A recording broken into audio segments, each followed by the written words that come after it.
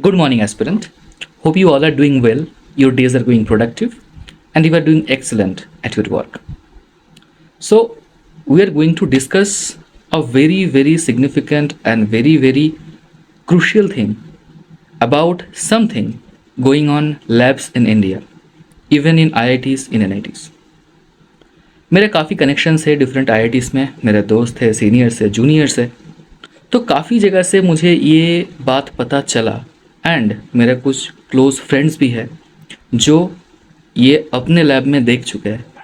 तो आज एक ये जो पूरा वीडियो है ना, आप इसको एक पूरा स्टोरी की तरह समझो, एज ए स्टोरी आप पूरा समझो, पूरा जो ये जो कहानी है, ठीक है। तो चलो शुरू करते हैं। एक मिनट।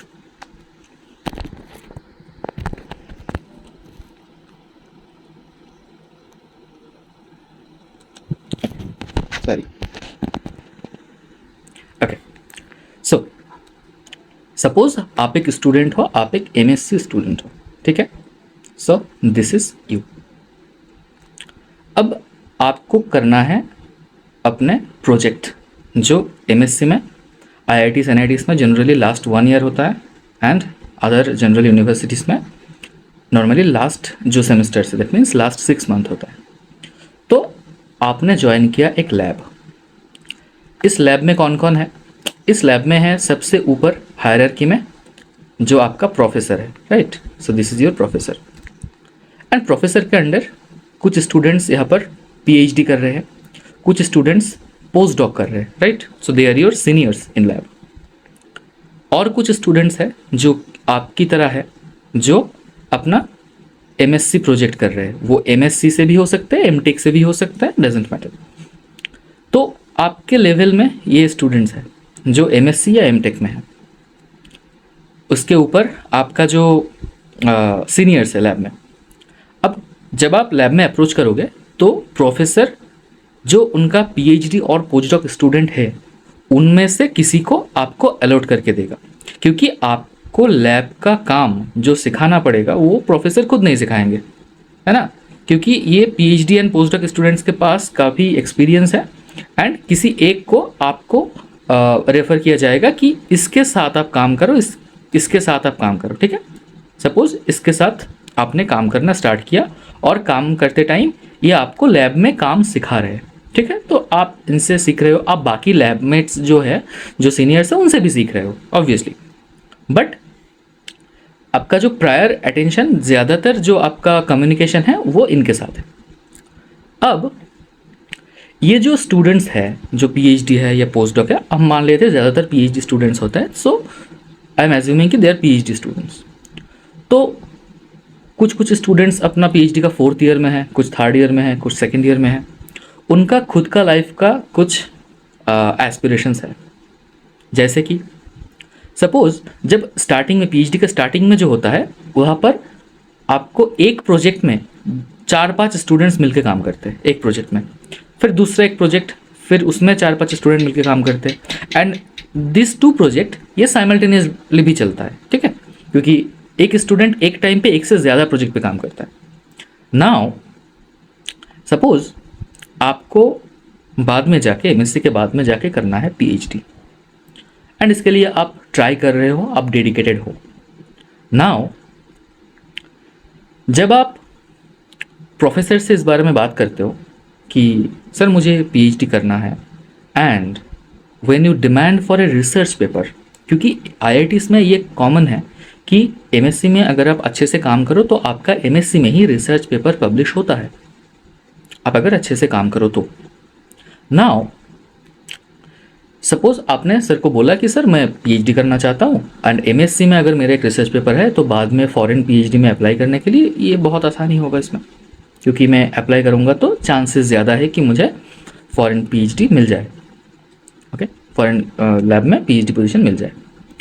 तो ठीक है, प्रोफेसर तो चाहेंगे ही, मोस्टली सब प्रोफेसर चाहते हैं कि अपना स्टूडेंट उस फील्ड में बहुत अच्छा करे, मोस्टली प्रोफेसर्स यही चाहते हैं।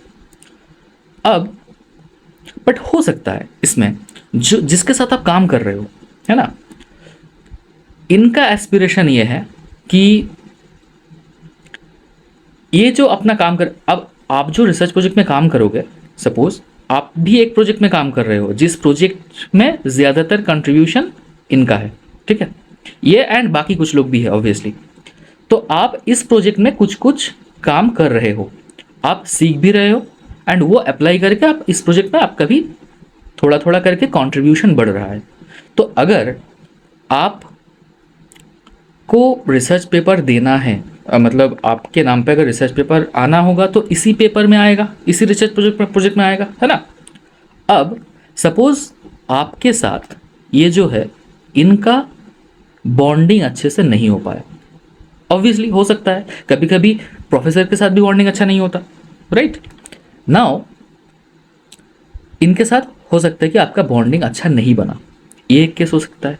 दूसरा, ये नहीं चाहते कि इनका जो पेपर है, जो पेपर ये पब्लिश होने वाला है, ठीक है, ये रिसर्च, सपोज इनका कॉन्फिडेंट है कि ये काम अगर कंप्लीट हो जाएगा तो ये रिसर्च पेपर आएगा, अच्छे जर्नल में आएगा। तो सपोज ये चाहते हैं कि आपका नाम इसमें ना हो। अब इसमें बेनिफिट क्या है, वो क्यों नहीं चाहेगा कि आपका नाम उस पर हो, ये क्यों नहीं चाहेगा।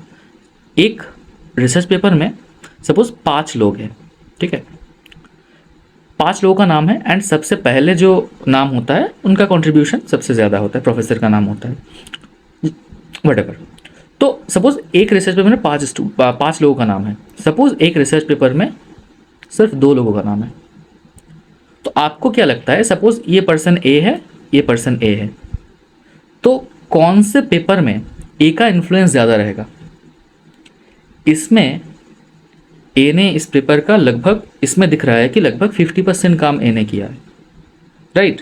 तो ये एक बहुत बड़ा इम्पैक्ट होता है। बाद में अगर कहीं पे अप्लाई करने जाएंगे ये लोग पोस्ट डॉक के लिए, तो ये बहुत एक सिग्निफिकेंट चीज़ बन जाता है कि एक पेपर का 50% पोर्शन इन्होंने खुद कंप्लीट किया है। एंड अगर ये हो जाए कि एक रिसर्च पेपर सिर्फ ए के नाम पर, तब तो ये और भी इन्फ्लुएंशियल होगा ना ए के लिए। And suppose this person is a, now ये क्यों चाहेगा कि अपने रिसर्च पेपर में कैंडिडेट्स का नाम बढ़ाऊं। जितना नाम बढ़ेगा तो उस रिसर्च पेपर में लगेगा ना कि इसका कंट्रीब्यूशन थोड़ा सा कम हो गया। तो ये भी रीज़न हो सकता है, anything can be reason. So final क्या है कि ए नहीं चाहता कि आपका नाम पेपर में आए, बट प्रोफेसर चाहते हैं कि आए। अब क्या होगा, बहुत ध्यान से सुनना। एक लैब में अब एक गेम चल रहा है, ठीक है, एक माइंड गेम चल रहा है लैब में। प्रोफेसर चाहते हैं कि आपका रिसर्च पेपर में नाम हो, बट ऐसे नहीं होगा, आपको बहुत अच्छे से काम करना पड़ेगा, सिंसियरली काम करना पड़ेगा, फिर आएगा। अगर आप काम नहीं करोगे, फिर प्रोफेसर से मांग लोगे, फिर नाम दे दो, फिर नहीं होगा, बट आपको काम करना पड़ेगा। बट अगर आपको पता चल रहा है कि मैं अगर डेडिकेटेडली काम भी करूँ तो ये बंदा अपने रिसर्च पेपर में मेरा नाम नहीं देगा, तो आप क्या करोगे, तो आप जाके प्रोफेसर से शिकायत करोगे। आपको सच में लगता है कि प्रोफेसर इसको फोर्स करेगा, ए को नहीं करेगा, क्योंकि एक प्रोफेसर का जो रिसर्च लैब होता है, उस रिसर्च लैब से जितने लोग भी पीएचडी कर रहे हैं, कोई भी रिसर्च पेपर पब्लिश करेगा तो वो लैब का नाम होगा। लैब का नाम मतलब प्रोफेसर का नाम, राइट। प्रोफेसर का नाम, प्रोफेसर का फेम, वो जुड़ा हुआ है लैब, कितना अच्छा लैब रिसर्च में परफॉर्म कर रहा है इसके ऊपर। And actually on the ground level those research are being done by this PhD and post doc students. So professor के लिए तो ये लोग फर्स्ट प्रायोरिटी हुआ ना। सो मोस्टली आप एक्सपेक्ट कर सकते हो कि प्रोफेसर इनको कुछ नहीं बोलेगा, इनको फोर्स नहीं करेगा, राइट। अब प्रोफेसर आपको बोल के रख देगा कि आप अच्छे से काम करो, फिर देखेंगे बाद में। अब आपके मन में ये प्रॉब्लम, ये डिलेमा बनता फिरेगा कि मैं अगर अच्छे से काम करूँगा तभी करूँगा अगर बाद में मुझे रिसर्च पेपर मिले तो अच्छे से। अगर रिसर्च पेपर नहीं मिलेगा तो मैं उतना काम ना करके बाकी टाइम में किसी और चीज़ में लगाऊंगा, for example preparation of some national level exams और समथिंग। तो आप कंफ्यूज हो जाओगे, मैं करूँ तो करूँ क्या, है ना। अब मज़े की बात देखो, अब ये अगर चाहता है कि आपको रिसर्च पेपर ना मिले और सपोज ए देख रहा है कि आप बहुत डेडिकेटली काम कर रहे हो, क्योंकि आपको प्रोफेसर ने बोल रखा है कि आप बहुत अच्छे से काम करो फिर हम देखेंगे। तो सपोज आपने डिसाइड किया कि ठीक है अच्छे से काम करते हैं, सीखते हैं, बहुत अच्छे से सीखते हैं, बहुत अच्छे से काम करते, डेडिकेटली काम करते हैं, तो आपका काम सबको दिखेगा कि ये बंदा अच्छे से काम कर रहा है। अब ये प्रेशर बनेगा ए के ऊपर। अब ये ए जो है ए को लग रहा है कि ये ऐसे काम कर रहा है, बाद में अगर मैं इसका नाम पेपर में ना दूँ तो उसके लिए प्रॉब्लम हो जाएगा ना, मतलब उसका इमेज खराब होगा। तब वो क्या करेगा, आपको सपोज एक टाइम पे मैंने बोला कि लैब में काफ़ी सारा प्रोजेक्ट चल रहा है, 3 4 5 6 सपोज प्रोजेक्ट चल रहा है।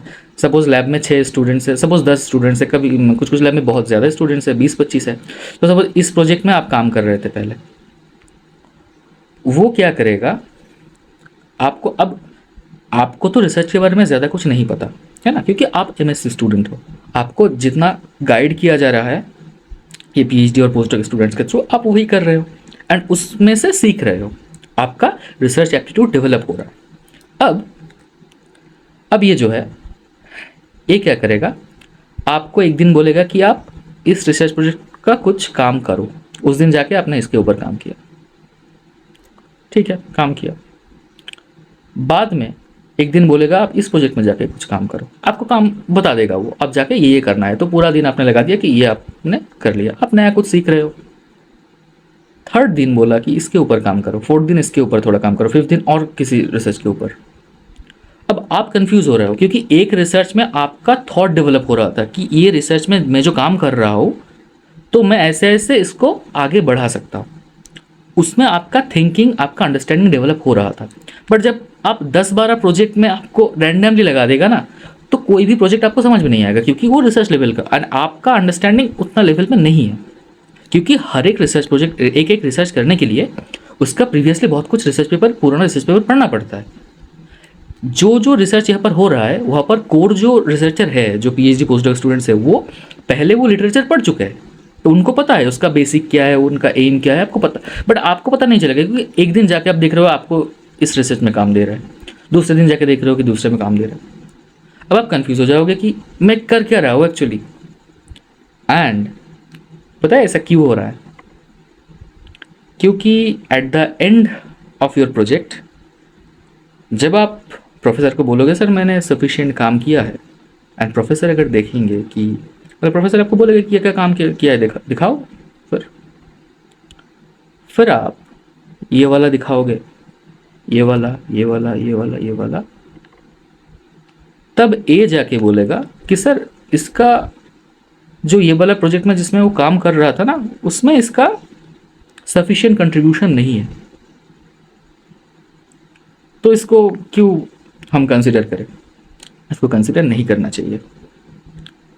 अब गेम ये है कि उसने ही आपको 10-12 अलग अलग प्रोजेक्ट में लगाया है कि एक प्रोजेक्ट भी आपका ढंग से अंडरस्टैंडिंग डेवलप नहीं हुआ, रैंडम काम कर रहे हो आप, कोई अंडरस्टैंडिंग डेवलप नहीं हो रहा।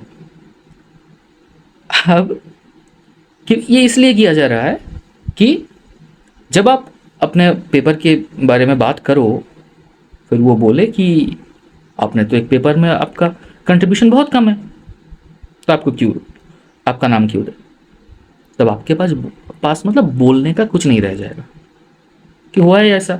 आप फिर बोलोगे सर मुझे तो इतना इसमें थोड़ा सा काम किया, इसमें थोड़ा सा।